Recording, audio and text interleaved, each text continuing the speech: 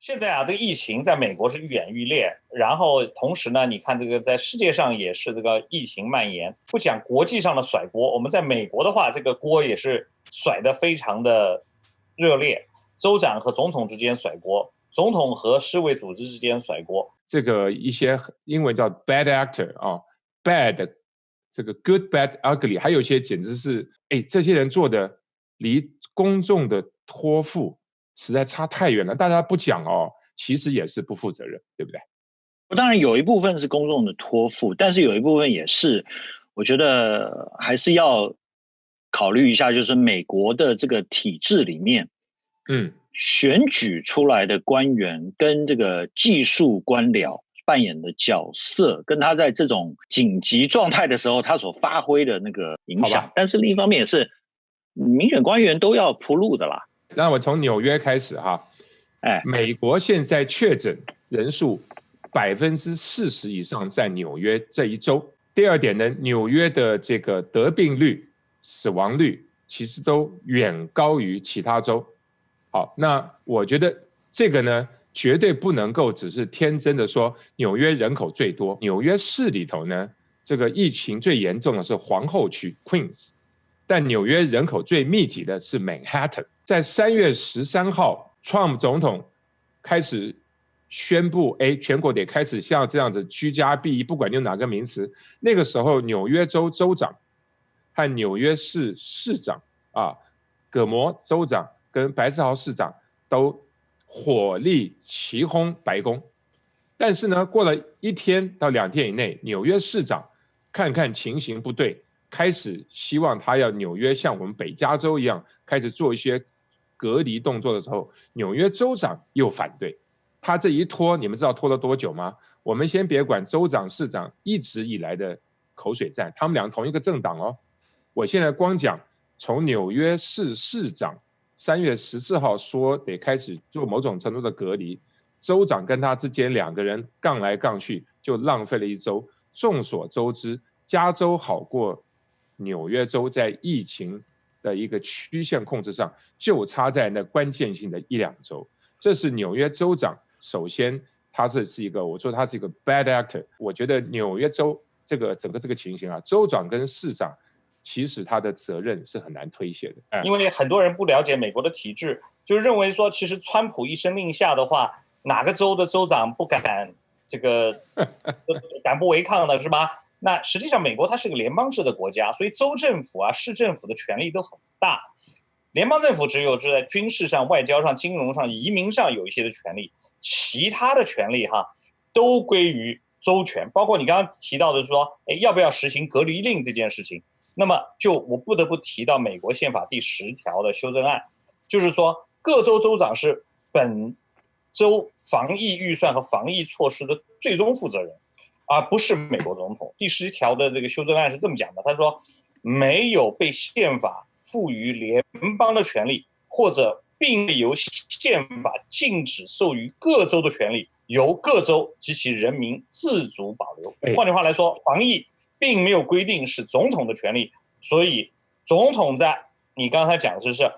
这个3月13号就宣布进入全国紧急状态了。可是纽约州就是不颁布这个居家隔离令，总统跳脚也没有办法。对，美国的体制啊，它的强项包括能够让各样不同层级的这个民主自治，但是在这种混乱时候呢，这体制本身呢是容易造成一些混乱。我觉得纽约的情况也不是说太公平啦，你把纽约跟加州比，因为我妈妈就住在 New Jersey 嘛，所以我去了纽约大概我在那附近也住过，所以它整个生态啊，很难让这一类的疫情不严重，因为它太大量的依赖公交，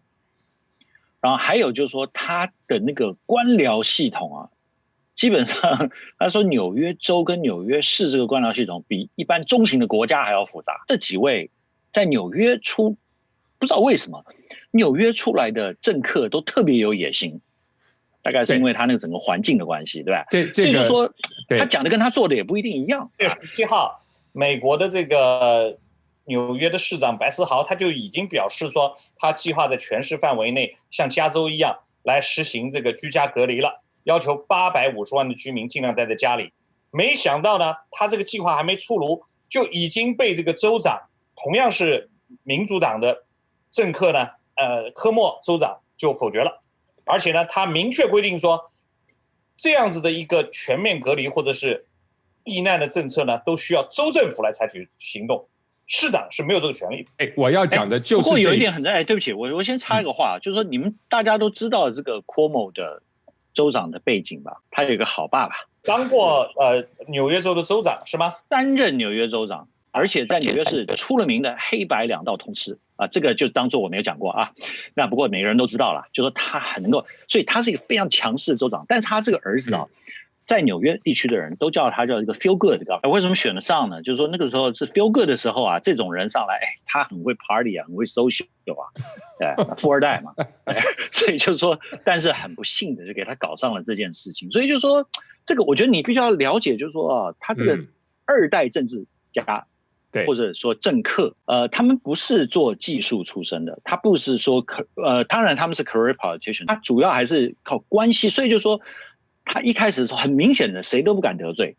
他又考虑商界，又考虑这个中央，又考虑地方，又考虑跟市长的关系，对不对？所以就是说，我觉得，我觉得我一方面是觉得说，对，的确他可能有些。失误，但是我其实很同情他的处境。我是很谢谢大伟这样的分析啊。不过呢，在这件事上，我是没办法同情他，是因为，对不起啊，这个纽约这些照片是一辈子的照片，会在那边挖地沟，把这么多可怜的人啊埋在地上。这件事情是100年之后的照片，会放在这里的一个象征。这个科莫州长哈，我就是从2件事情观察他，我就发现他不是一个称职的一个州长。第一件事是他接受 CNN 的采访，结果好死不死采访他的就是他自己的胞弟，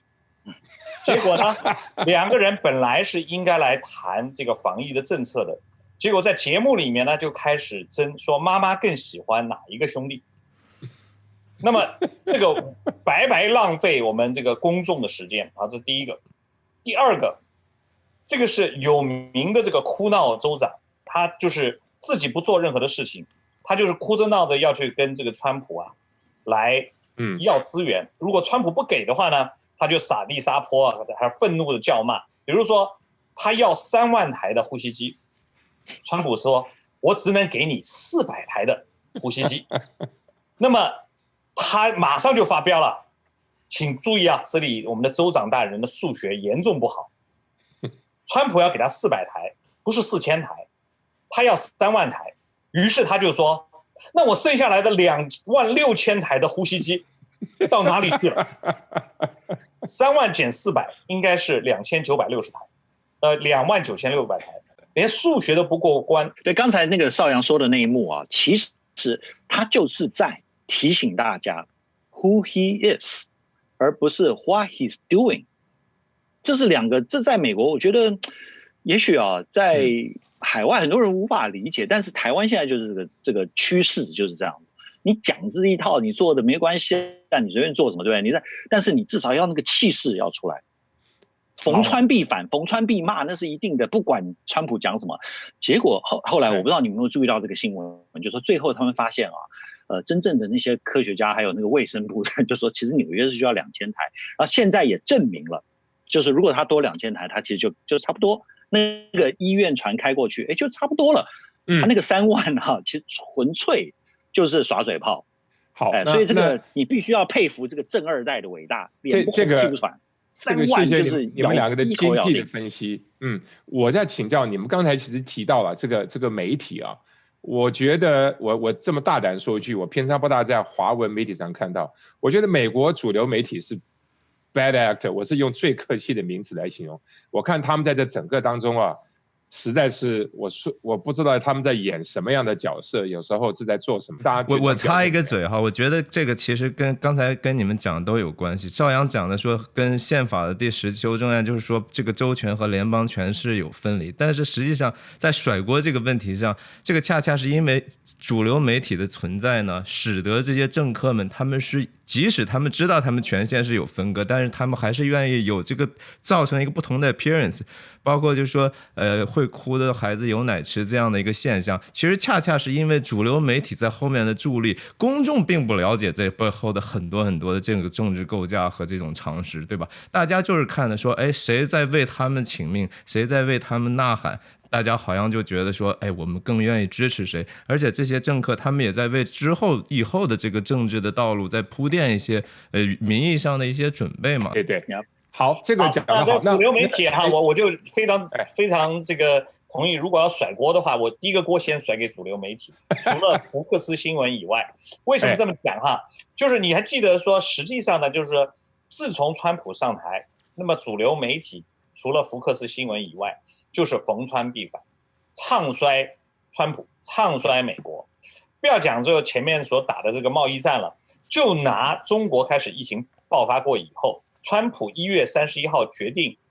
这个禁止和中国的通航，被主流媒体骂得一塌糊涂，骂他是这个种族主义者、种族歧视，这是第一件事。第二件事，当这个中国的外交部开始制造这个美军把病毒带到武汉的这个阴谋论以后，川普开始说是 China virus、Chinese virus， 是针对这个中国的这个阴谋论的，结果也被这个主流媒体骂了个狗血喷头，说他那时候特别是针对那个外交部发言人的那番话的，对，所以又被他骂的这个狗血喷头啊，就把他骂了个狗血喷头。然后现在呢，你注意看，就是主流媒体就说川普每一天的新闻简报会，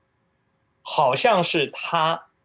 在进行大选，为他自己政绩进行吹嘘的一个舞台。所以主流媒体 CNBC 就说，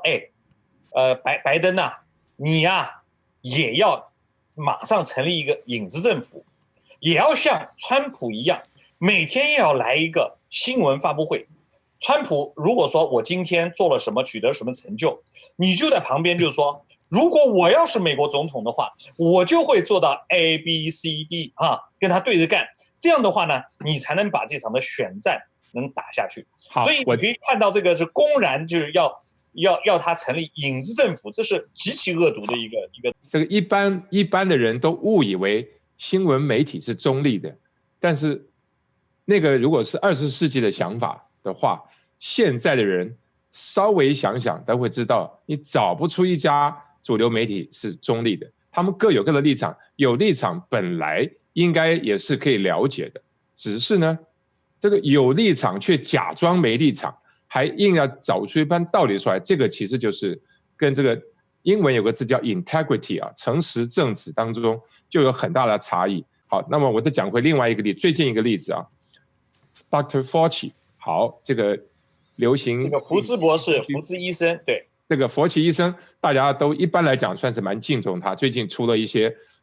小篓子，不过白宫也说不会把他开除掉，是因为 CNN 早就想在 Fauci 跟 Trump 总统当中，不管是这个项庄舞剑呢，或者是这个要怎么样，他反正就是要找茬子，他终于有一天找到了。那当然你得碰到 Fauci 这个政治白痴，因为我想所有的人都应该知道，如果你今天有了那个位分，你得注意美国媒体这些一些他的一些计谋，所以他们呢就问他说，如果这些政策能够早点开始，会不会比较好？假设性，我想首先呢，就是如果不管哪个观众，如果媒体问你假设性的，你就晓得这要小心点。但是 Fauci 竟然上了这个饵，他基本上的意思呢，我们可以去看原文，基本上意思说，如果你是说能够早点实行，那当然本身是会有帮助。但是这个就被后来大家都知道，这个美国主流媒体的常用的惯用伎俩，就是把这段话呢把它放大，对吧？它就变成 Fauci 说断章取义，断章取义，谢谢。他就是说，如果这个政策能够早一点改的话，会更好。好，那么这个时候呢，就会被 CNN 说成说 Fauci 等于是在影射白宫做得很慢。Fauci 这个事情当然是被 set up 但是呢，重点是 CNN 一开始就居心不良，这种是我觉得应该谴责的。CNN 只是其中一个例子。不过我也不觉得就是说所有的媒体都是这样啦。那有一些特定的媒体比较左倾的或者右倾的，之外呢，我最近就发现那个三大台老三台倒是还不错。他们当然就是说这里面不乏这个有些比较反川的记者，但是我觉得 overall 啊，都还老三台倒还可以看。但是我觉得另外一个很重要的，我们必须要在想，就是我开始就讲到的，因为选举的关系，有些电台比较像是选举工具了，不只是左的，而且右的也是一样，所以我就把它想成说，哎呀，反正他就是在做 campaign 嘛，那你就可以理解了很多他们的 behavior， 他们为什么这么做，为什么这样报，原来呢就是在选举啦，就是为了选举在铺路。的确是有一些的台是相对来说还比较公正。也有一些的台呢，他本来想要来找一个川普的政敌，好像来让他上节目吐槽，来继续攻击构陷川普。没想到呢，也是因为这位人士的这个仗义直言，反而呢让这个计谋就破产了。举个最简单的例子，4月10号，这个 CNN 呢就采访了加州州长的纽森。本来呢他就想说，你看这个纽约州州长跟这个川普之间是真的是水火不容啊。那这个加州州长的话，你看他过去一贯左倾，在非法移民和其他的这个议题上面都是跟川普是针锋相对的，甚至代表加州向这个川普政府提出了多少的这个法律的诉讼啊。那在这个防疫上面，他一定有很多要吐槽吧？没想到这位加州的州长就说了，他说我每一次打电话给这个川普都接，我每一次这个邀请他跟我一起召开会议，他都跟我在这个视频上马上就见面了。我必须要来表扬他，否则的话我就在这里说谎了。当然就是很明显的，当天晚上他可能就接到了波洛西来的一通电话。要讲一下这个波洛西啊，我也要来，我在假想，这是假设了，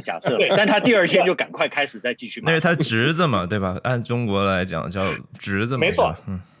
波洛西的话呢，接受媒体的采访，本来他应该表达对疫情的这个关切，对民众的慰问。你知道他在家里干嘛吗？他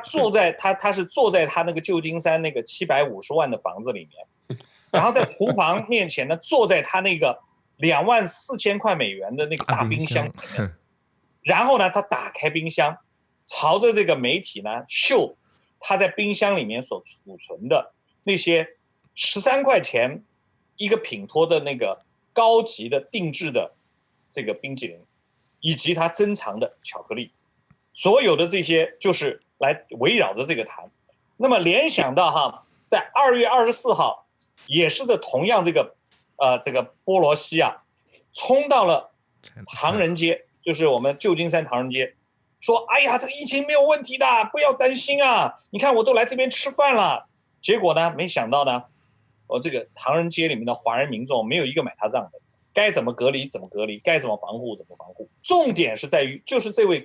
这种波罗西他拿到众议院的这个弹劾的要求扣在手上，迟迟不做，然后要等到2月5号的时候，大家这个全国这个已经就开始注意这个疫情的时候，他把这个弹劾的东西拿出来，实际上大家的这个注意力还是全部在这个弹劾的这件事情上面，以至于川普他没有办法专心的去来做这个疫情方面的准备啊，物资方面的准备。你说他怪谁？这个锅应该甩给这个波罗西。还有没有什么其他 bad actor？我想起一个那个who 是谁啊？他们算不算一个 bad actor？你说谭书记啊？那个你问的谁？那不就是谭书记吗？那这个就是谭德赛，这个世界卫生组织的总干事。那么他在这次的这个整体的表现真的是可圈可点。当这个中国疫情已经爆发的时候，他压在手上，迟迟不宣布这是一个全球的公共卫生的紧急事件，直到后来才姗姗来迟。当中国这个疫情越来越严重的时候，川普率先提出说要跟中国断航，结果这位谭书记又跳出来了，说我们不应该来采取极端的措施。现在回过头来看，川普幸亏在当时做了这个断航，没想到这个病毒这个绕了一个圈，从欧洲从后门进到美国。但是如果说当时不断航的话，很可能这个病毒就直接从前门就进来了。对，这个当然是这样。我非常拥护川普总统他说的，假如这个谭书记谭德赛不下台的话，那么他就会考虑不再资助世界卫生组织。这个我也是完全赞成，因为在美国企业的上市公司透明有标准的管理文化里面，我们英文叫做 corporate governance， 就是公司治理。你看一个公司上市，不但一大堆财务报表符合一大堆规定，而且都是有一群呢这个按照法规运作的公司董事会不管是独立董事或者是重要股东，总之呢，在美国有这么一套体制在里头。世界卫生组织是做什么？我相信他可能据说啦，在一些发展中国家是扮演很关键角色嘛，因为他就是有一些这种。他会出钱去做一些这个比如说 immunization。坦白说，我个人我还真是不太理他讲些什么。出来那个谭书记就很面色凝重的出来讲番话，然后就这样这就是他的贡献吗？出差的费用实际上是人家发出来是1年是4亿，还不是2亿，这是第一个。第二个呢，就是说，实际上这个世界卫生组织在过去的10几年劣迹斑斑。在2003年的时候，在 SARS 爆发的时候呢，整个当时是不是这个谭书记，而是这个香港的这个叫做陈于富珍